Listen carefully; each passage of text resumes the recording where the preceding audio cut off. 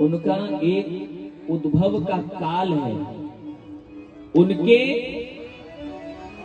प्रचलन में आए हुए कितने वर्ष हुए आप सब लोग बता सकते हो, सब लोग जान सकते हो कि भाई इतने काल से ये धर्म शुरू हुआ, इतने काल से ये धर्म शुरू हुआ। अब कोई ये बतावे कि सनातन धर्म कब से शुरू हुआ है, बता दो।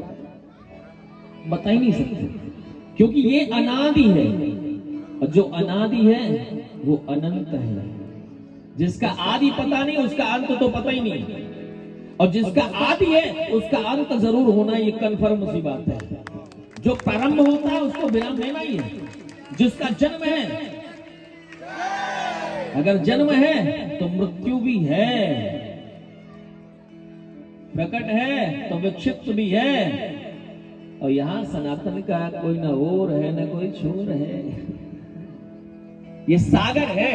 अन्यान्य सारे धर्म नदियां हैं, तालाब हैं, लेकिन सनातन सागर है। और नदियों को तब तक चैन नहीं मिलता, तब तक वो छलछलाती रहती है, जब तक सागर से उनका समावेश नहीं हो जाता। जिस दिन सागर से समावेश हो जाता है उस दिन वो भी सागर में समाहित होकर के सागर बन जाए करके उनकी निजता खत्म हो जाती है। ये सनातन सागर है। वही सत्य सनातन धर्म की जय, सनातन धर्म की जय हो। निवेदन आपसे मैं करूं, भगवान श्री राम स्वयं अपने हाथों में धनुष बाण लेकर के धर्म की रक्षा कर रहे हैं। मारीच सुबाहु आते हैं, भगवान श्री राम ने मारीच को बिना फल का बाण मारा है, सुबाहु को अग्नि बाण से धराशायी किया है। यज्ञ की रक्षा हुई है, और भगवान श्री राम यज्ञ की रक्षा करने के बाद गुरुदेवी के साथ आश्रम में विराजमान है। जनकपुर से दूत आता है। दूतों ने कहा है कि महाराज गुरुदेव आपका यज्ञ पूर्ण हो गया। मेरे महाराज राजर्षि जनक जी ने भी एक यज्ञ का आयोजन किया है। अगर आपकी कृपा हो गई, ये दोनों राजकुमार वहां पे पहुंच गए, तो निश्चित रूप से उस यज्ञ को भी पूर्णता प्राप्त हो जाएगी। हमारे महाराज ने धनुष यज्ञ का आयोजन किया है, कृपा करके आप पधारो। गुरुदेव ने राम जी से पूछा है कि वत्स राम, क्या राजर्षि जनक जी के यहाँ चलोगे धनुष यज्ञ देखने के लिए? राम जी मना कर सकते थे।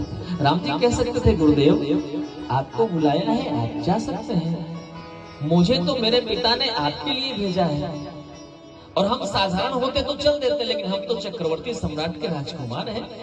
हमारे पास निमंत्रण नहीं है तो हम कैसे जा सकते जाएं? भाई वाजिब बात थी। लेकिन राम जी ने क्या किया? ये राम जी का सिद्धांत है जी, गुरु आज्ञा करियसी। गुरुदेव ने अगर कह दिया तो फिर और कुछ नहीं सोचना है। गुरुदेव ने कह दिया चलना तो चलो, भले ही ना आपने कहीं कृपा नहीं किया, चल पड़ते। निवेदन आपसे करो, भगवान श्री राम धीरे धीरे चल रहे हैं। मार्ग में तमाम लीलाएं हो रही हैं। भगवान श्री राम उस मार्ग से जा रहे हैं जिस मार्ग से कोई नहीं जाता था। अगर कोई उस मार्ग से चला भी गया तो उस आश्रम की तरफ कोई नहीं देखता था। अगर किसी ने उस आश्रम की तरफ देख लिया तो पत्थर बनी हुई अहिल्या की तरफ दृष्टिपात लोग नहीं करते थे। अरे और की छोड़ो, मनुष्यों की छोड़ो, मानवों की छोड़ो, जीव जंतुओं ने भी उस स्थान का त्याग कर दिया था जी। आश्रम एक दीख मगमाही, खग मृग जीव जंतु तहना। अरे आदमी की छोड़ो भैया, जीव जंतुओं ने भी उस आश्रम का परित्याग कर दिया था। हर तरह से परित्यक्त अहिल्या गौतम ऋषि की वामांगी पत्नी शापित हुई है। निवेदन आपसे करो, शाप भी बड़ा विचित्र है। पत्थर जैसी बनी तो है, लेकिन सर्दी गर्मी का एहसास होता है। कोई मच्छर आकर के डंक मार गया, हटा नहीं सकते। शीत ऋतु में कपकपाती ठंड में बिल्कुल शरीर कंपायमान हो जाता है, कोई गर्म वस्त्र डालने के लिए राजी नहीं है। बरसात में मूसलाधार वृष्टि हो रही है, सारा शरीर कांप गया, कोई छतरी लेकर के बारिश का उपचार करने वाला नहीं है, ऐसा विचित्र श्याम। लेकिन मन में एक बात है कि सब छोड़ सकते हैं, लेकिन मेरा राम तो अनाथों का नाथ है ना, वो कैसे छोड़ेगा। और सच बताऊं आपसे, दुनिया साथ छोड़ सकती है, लेकिन दुनिया बनाने वाला हमेशा मेरे साथ है, हमेशा। सारे संबंधों की एक सीमा है, सारे संबंधों की एक सीमा है, लेकिन जीवात्मा और परमात्मा का संबंध वो शाश्वत संबंध है, उसको कभी कोई न तोड़ सका है, न कोई तोड़ पाएगा। बाकी तो साथी है मित्र गंग के जलबिंदु पान तक, अर्धांगिनी बढ़ेगी तो केवल मकान तक, परिवार के सब लोग चलेंगे मशान तक, और बेटा भी हक निभाएगा तो अग्निदान तक। इसके तो आगे भजन ही है साथी, राम के भजन बिन अकेला रहेगा। देखो भगवान कभी हमको छोड़ कर भी नहीं जाता है। एक उर्दू का कवि कहा करता था, चमन उजड़ गया पर यादगार बाकी है, कहीं कहीं पे निशाने बाहर बाकी है। और कैसे कह दूं कि सहारे तमाम टूट गए,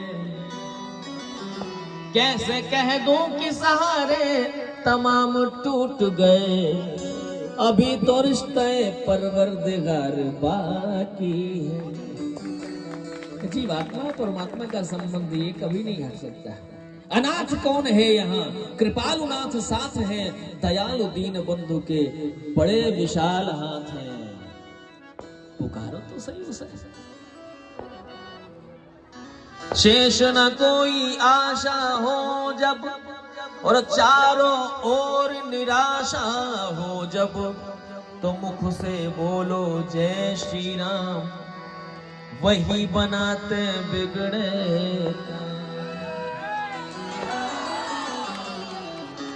अहिल्या मन ही मन सोच रही है, तेरा भरोसा हमें बस, तेरा सहारा है, सहारे छूट गए फिर तुम्हें पुकारा है, तेरा भरोसा हमें बस, तेरा सहारा है, सहारे छूट गए फिर तुम्हें पुकारा है, तेरा भरोसा हमें बस, तेरा भरोसा हमें बस, तेरा भरोसा हमें बस, तेरा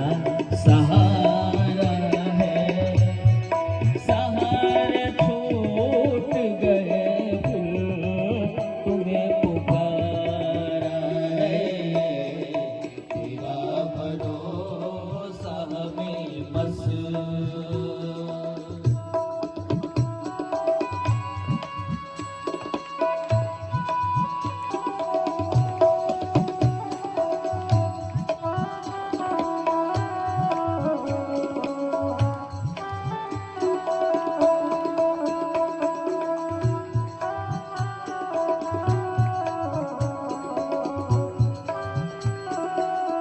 अहिल्या के मन का भाव है, जो दीनानाथ दीन बंधु दया सागर हो, जो दीनानाथ दीन बंधु दया सागर हो, जो दीनानाथ दीन बंधु दया सागर हो, जो दीनानाथ दीन बंधु दया सागर हो, करो कृपा की नजर, करो कृपा की नजर, करो कृपा की नजर, जग से गज उबारा है, सहारा छूट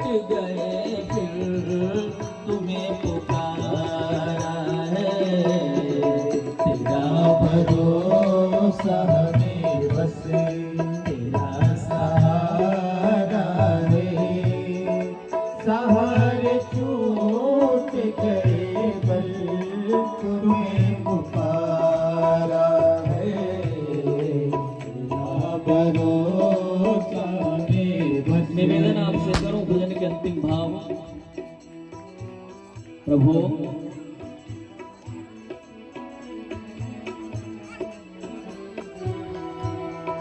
मैं डूबता ही गया तेरे विरह सागर में, मैं डूबता ही गया तेरे विरह सागर में, मैं डूबता ही गया तेरे विरह सागर में, मैं डूबता